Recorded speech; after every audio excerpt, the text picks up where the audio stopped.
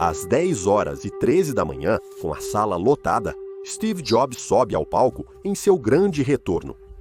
Mas ele não está sorrindo.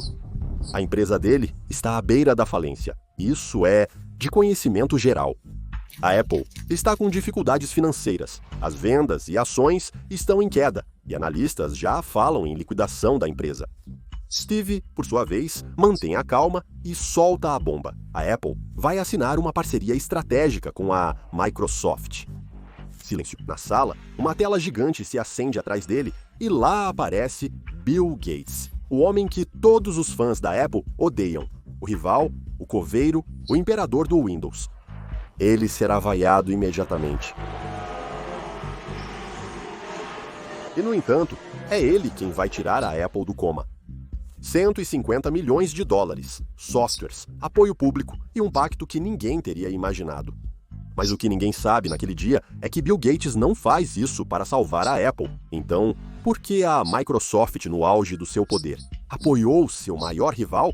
E, principalmente, como esse resgate mudou a história dos negócios mundiais?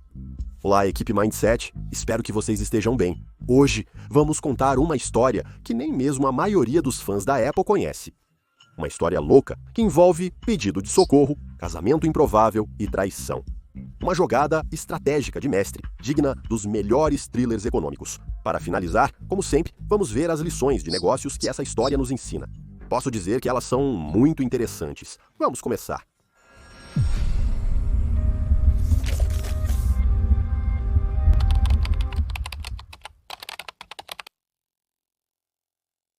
Os escritórios estão silenciosos, os funcionários já não acreditam mais. É difícil imaginar isso para quem nasceu depois de 2000.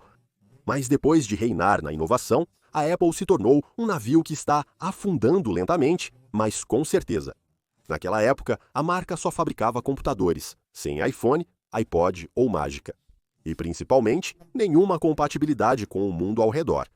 Enquanto o Windows está instalado em 9 de cada 10 PC, os Macs são apenas uma escolha de nicho, incompatível com a maioria dos softwares profissionais. Desenvolvedores fogem, empresas rejeitam e clientes hesitam. Em 1996, a Apple perde mais de $1 bilhão. Em 1997, restam apenas 90 dias de dinheiro em caixa. A ação cai para abaixo de $3.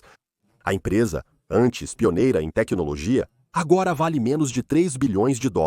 E Steve Jobs não está mais presente. Ele foi demitido 12 anos antes pelo próprio conselho. Aliás, um dia precisamos falar sobre a incrível história da criação da Apple. Desde a saída de Jobs, a Apple acumulou fracassos, CEOs ultrapassados e produtos mal-sucedidos. Isso interessa a vocês? A marca se tornou um monumento vazio, sem alma, sem visão. Mas em fevereiro de 1997, um pequeno milagre acontece. A Apple compra a startup Next e, com ela, traz Steve Jobs de volta para casa.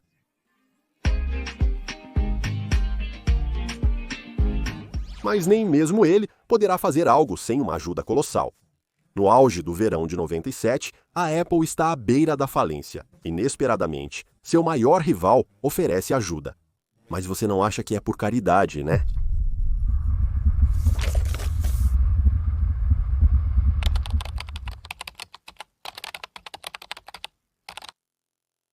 O clima está elétrico. É o grande retorno de Steve Jobs ao vivo. Ele ainda não está usando seu famoso jeans azul e suéter de gola alta, mas sobe ao palco, com um olhar determinado. Todo mundo espera uma declaração forte, talvez um novo produto, um plano de recuperação. Mas ninguém, absolutamente ninguém, está preparado para o que ele está prestes a dizer. Tenho o prazer de anunciar hoje uma das nossas primeiras e mais importantes parcerias com a Microsoft. Silêncio total, depois vaias. Na tela enorme atrás dele, o rosto de Bill Gates surge pairando como um grande irmão digital sobre a multidão. Nesse momento exato, o público não entende mais nada. É como se a Coca-Cola anunciasse uma fusão com a Pepsi, como se o McDonald's começasse a vender o Whopper. O homem que toda a comunidade Apple considera o inimigo absoluto se torna o salvador oficial da marca da maçã. A Microsoft anuncia investimento de $150 milhões na Apple. Mas atenção, não são ações comuns, são ações sem direito a voto. A Microsoft não quer controlar a Apple, só quer ajudá-la a continuar existindo. Mas isso não é tudo.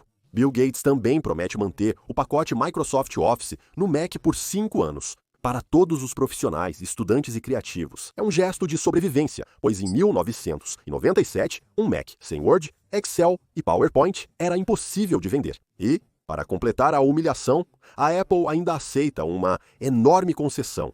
O Internet Explorer se torna o navegador padrão do Mac Sistema Operacional. Sim, você ouviu direito.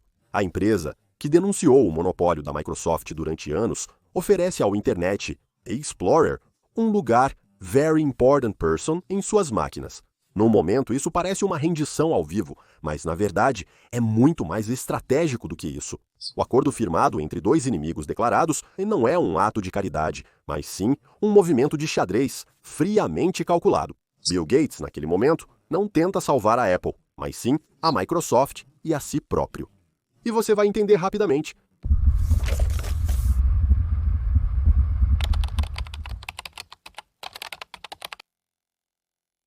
Uma investigação está em andamento no Departamento de Justiça dos Estados Unidos. Departamento de Justiça. Discreta, mas explosiva, ela tem como alvo a Microsoft e, mais precisamente, a dominação absoluta do Windows sobre os computadores do mundo inteiro. Desde 1993, as autoridades antitrust acusam a Microsoft de monopolizar o mercado. O Windows está em mais de 90% dos PCs do mundo e a Microsoft o usa para impor seus outros produtos, Internet Explorer, Office, MSN. Nos bastidores, a ameaça de desmembramento do império de Bill Gates cresce, deixando-o ciente da situação precária em que se encontra. Ele entende algo essencial: um monopólio não sobrevive sem concorrente credível. Nesse momento, como sabem, a Apple está à beira da falência. O Linux é marginal, enquanto outros, como IBM Sun e Compaq, dependem do Windows. Aliás, quero muito contar para vocês a história da IBM. Mas enfim, a Microsoft não tem mais nenhum rival visível. Se a Apple falir, o Departamento de Justiça terá um caso perfeito. Se sobreviver, a Microsoft poderá alegar que o mercado é livre. E aí, tudo fica claro. O investimento de 150 milhões de dólares na Apple, o suporte do Office no Mac, a aparição de Gates como parceiro estratégico. Tudo isso não é filantropia. É um ato político, um cálculo defensivo. Bill Gates salva a Apple para depois poder dizer que não é um tirano. E isso funciona. Menos de um ano após o acordo, Gates é convocado para um depoimento de 3 dias. Ele chega preparado, vago, cauteloso. Ele nega tudo, joga com as definições, desvia das armadilhas. Isso faz parte da atividade que você acabou de descrever. Não sei o que você quer dizer com isso. Você não sabe? Não, eu não tenho certeza. Acima de tudo, ele lembra que a Microsoft trabalha com a Apple, apesar da concorrência. Se você fala inglês, assista ao vídeo. Link na descrição. É bem surreal. Essa linha de defesa será crucial. Em 2000, um juiz ordena o desmantelamento da Microsoft, mas após recurso e negociação, a empresa se livra da punição. Sem divisão ou grandes sanções, apenas restrições leves e supervisão temporária. Um tapinha na mão, mas o objetivo foi atingido. O gesto de Gates, em 1997, pode ter custado 150 milhões, mas salvou dezenas de bilhões à Microsoft e a ele mesmo.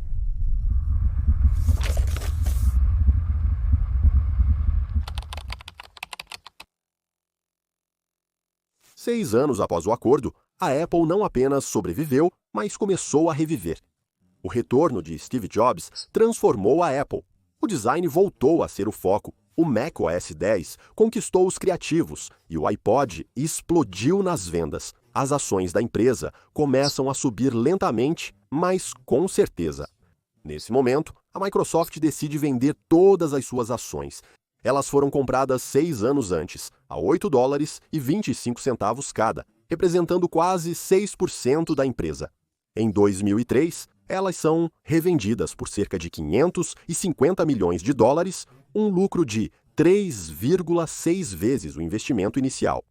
Bom, mas irrelevante comparado ao valor atual dessas ações, pois, a partir de 2003, a Apple decola como um foguete.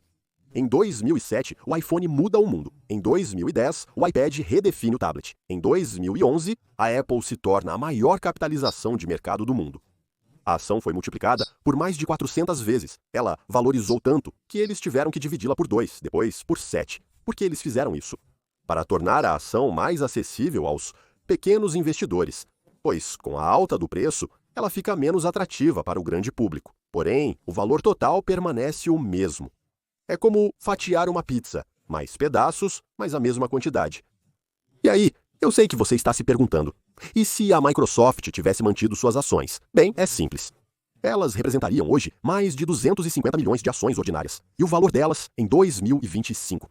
Bill Gates perdeu mais de 200 bilhões de dólares, o maior prêmio da história da tecnologia. Mas, na minha opinião, isso não o preocupa. Ele não recusaria bilhões extras, mas, em troca, garantiu a sobrevivência da Microsoft.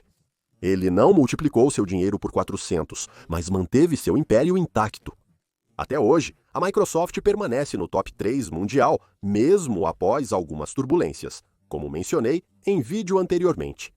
Mas como vocês sabem, essa não é o fim da história. Ao salvar a Apple, Bill Gates também despertou um monstro. E nos anos que se seguiram, esse pequeno concorrente, salvo por caridade, se tornaria o rival número 1 da Microsoft.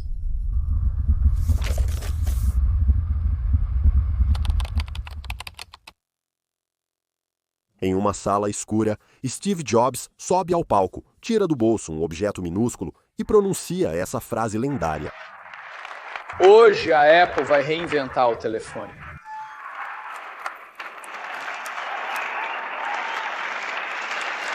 Naquele dia, com o iPhone, a Apple mudou o jogo e a Microsoft nem notou. Enquanto a Apple promove revoluções consecutivas, a Microsoft enfrenta dificuldades com o Windows Vista, Zoom e o Windows Phone. Lento, rígido e burocrático demais. Ao salvar a Apple, Bill Gates pensou que salvava um concorrente. No fim, ele despertou o maior inovador do século XXI. A Apple se torna essa empresa mais admirada, mais copiada e mais lucrativa do mundo. Ela supera a Microsoft em valor, domina o mercado de dispositivos móveis e a torna ultrapassada no imaginário coletivo. E, ironia máxima, o mundo começa a esquecer que a Microsoft salvou a Apple. No imaginário das novas gerações, Bill Gates vira o senhorzinho filantropo, enquanto Steve Jobs se torna um ícone, um gênio, uma lenda. Porém, sem Bill Gates, Jobs não teria brilhado. Sem a Microsoft, a Apple teria falido em 1997. Mas isso é um negócio. Microsoft e Apple são duas das empresas mais poderosas do mundo. Sua história é uma mistura de rivalidade, parcerias e estratégias. O que você teria feito no lugar do Gates? Teria deixado a maçã morrer ou regado para se proteger? Acabou? Qual a lição para empresários? Às vezes, seu maior rival pode se tornar seu melhor aliado. Não porque vocês se gostam, mas porque naquele momento seus interesses se alinham. Apple e Microsoft, rivais históricos, dependem um do outro. Um necessita de capital, o outro carece de competição. Isso não é uma aliança, mas um acordo de sobrevivência que mudou o rumo da história. A lição é que, nos negócios, não se deve rejeitar alguém apenas por ser concorrente. Ele pode ser sua alavanca, escudo ou porta de saída. A segunda lição é saber engolir o orgulho. Steve Jobs estendeu a mão para Bill Gates em público, no palco, diante de uma multidão que queria vê-lo humilhado. Não por fraqueza, mas por lucidez. Ele sabia que, sem o acordo, a Apple morreria em 3 meses. Ao contrário de deixar o ego decidir, ele priorizou o futuro da empresa em detrimento do próprio orgulho, algo que poucos fundadores conseguem fazer. A moral da história é que nos momentos críticos, a arrogância não cabe. O que importa é o que você salva, não o ego. A terceira lição é que, nos negócios, às vezes é preciso escolher entre perder uma batalha ou a guerra. Bill Gates poderia ter deixado a Apple morrer, já que ela estava no chão e ele tinha vencido. Porém, isso confirmaria aos olhos do mundo que a Microsoft era um monopólio. Ele optou por perder uma parte para não perder o jogo. Moral: não se pode ganhar tudo, mas pode-se escolher o que perder. E às vezes a verdadeira estratégia é ceder um pouco de terreno para nunca sair do mapa. Então seja estratégico, seja ousado, como a Microsoft, que lançou o MSN Messenger copiando um concorrente para liderar o mercado de mensagem instantânea. Antes de perder o rumo, principalmente por causa da Apple, como mostrado no vídeo.